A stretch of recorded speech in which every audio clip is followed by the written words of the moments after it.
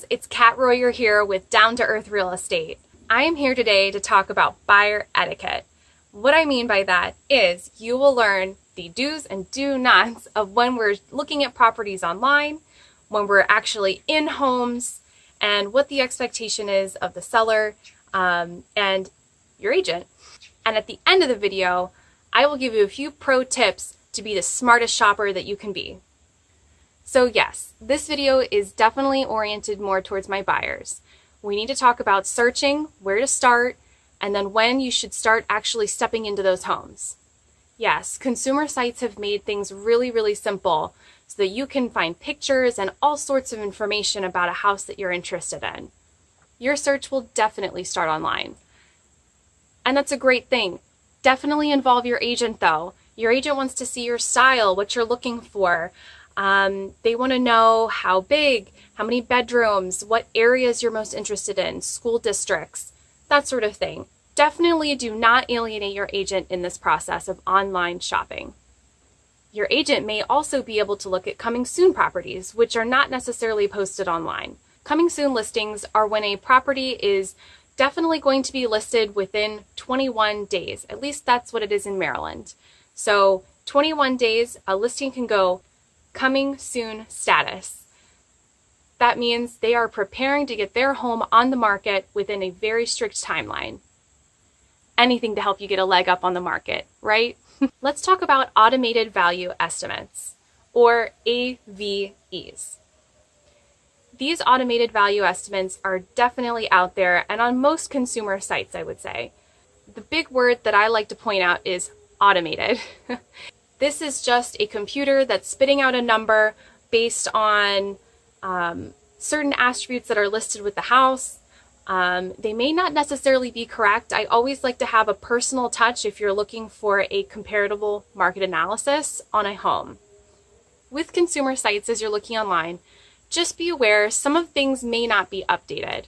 The information on a consumer site is taken from the MLS directly. So, an MLS, multiple list system. This is the system that your realtor is putting in listings, so that listing and that information is then being sent out to other sites pretty automatically. Now, when anything is automated like that, there do tend to be mistakes. So if you're interested in a home, you really want to see it, definitely talk to your agent, make sure it's still available, and make sure that the information that you're looking for is accurate. Your buyer's agent can always double check the MLS for you and even send you the MLS listing direct. Okay, so you've done a lot of research online. That's amazing. And you're pretty comfortable with what's going on in the market. And you're about ready to buy. Okay, now is the time we really need to get you start looking at homes in person. Now, there'll be some that maybe your realtor will suggest, and there may be some that you're just like, absolutely not, I do not want to see it. Now, I have a couple of tips for my buyers out there who maybe they're not finding the right home online. When you have a picture in your head and you have the phone sitting in front of you and you can swipe no, yes, you kind of get it in your mind that you can say no, the right one will come along. Well, the right one may come along. You may get it, you may not. So when we're looking at homes, I do like to tell my buyers, be as open-minded as you can. Especially if your price range is not as robust as others, just be aware maybe you may have to paint the house. Maybe you might want to switch out the cabinets. Maybe you want to get new carpet. Be open-minded. My other big tip is always do a drive-by. Now, agents are kind of 50-50 on this. I'll give you my take, but I'll give you the other take as well. Some agents will say, look, you're kind of all over the place in your search. Why don't you do a drive-by of each neighborhood and tell me what you think of the neighborhood, of the school system, of the houses that you're seeing there, and then we can kind of narrow it down from there.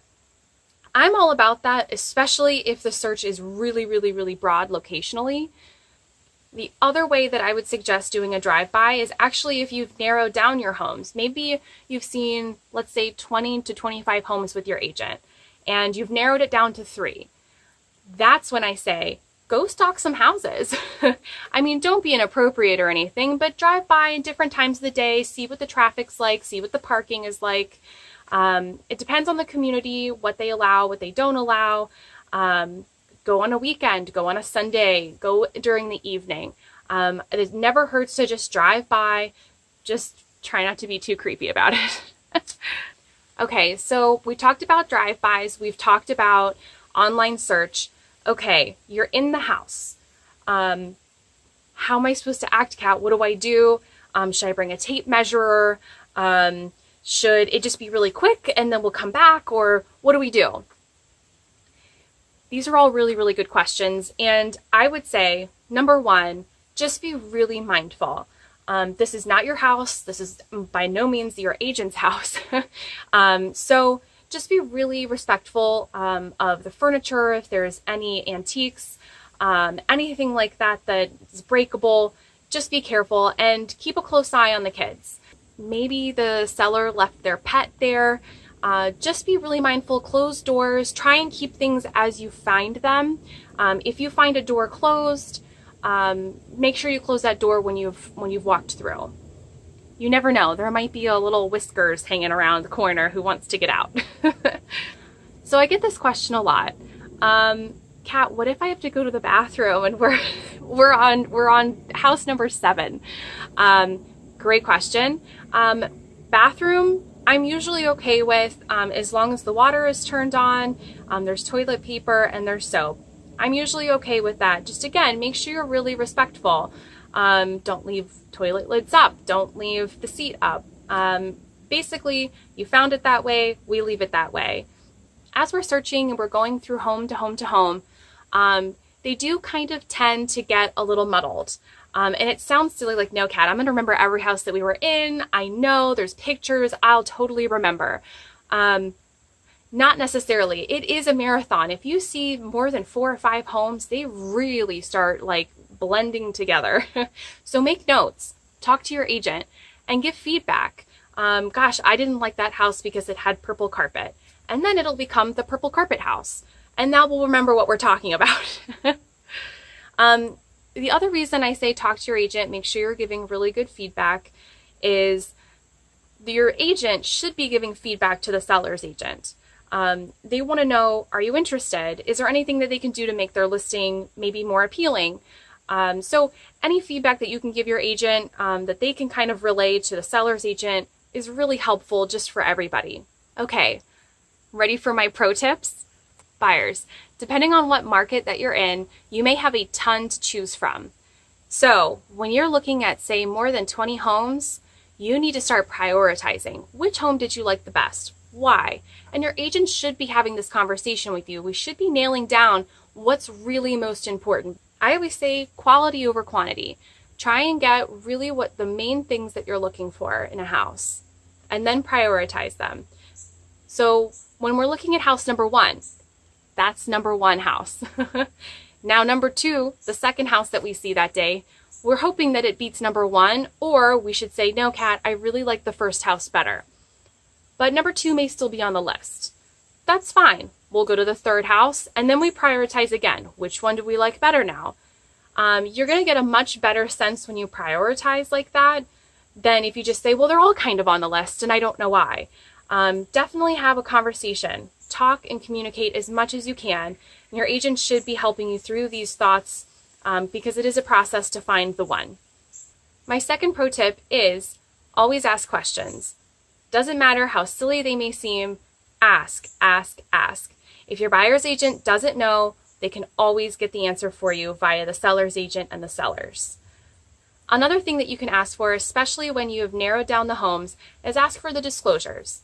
All sellers fill out a list of disclosures. Some of these disclosures will be not really that helpful, but they do need to fill out a disclosure or a disclaimer statement regarding the home. We also have our sellers fill out a homeowner's insurance form. This form says if they filed any claims with their homeowner's insurance. Kind of good to know, don't you think? My third and final pro tip is save time. And I mean this in 2 ways. The first way is don't go into a home you know you're not going to buy. The reason I say this is the process of finding, searching, going into homes, and then committing to a home can be a little daunting, and it can get really confusing. So if we're adding homes to a list that doesn't need to be there, let's go ahead and take it off. The second way that I mean this is if you put a home onto the showing list and then you roll up on it and you're like, ooh, I don't know, the exterior's not doing it for me. Best way to do this is let your agent go into the home, leave their card, and then leave immediately. There's no reason to confuse yourself any further by going into something that you're not going to buy. Well, that's it for now. I hope you've learned everything that you can regarding the home search process online, in person, and with your agent. Be sure to stay tuned for next week. I have an amazing video that I will be posting about how to interview your real estate agent. Bye guys, until next time.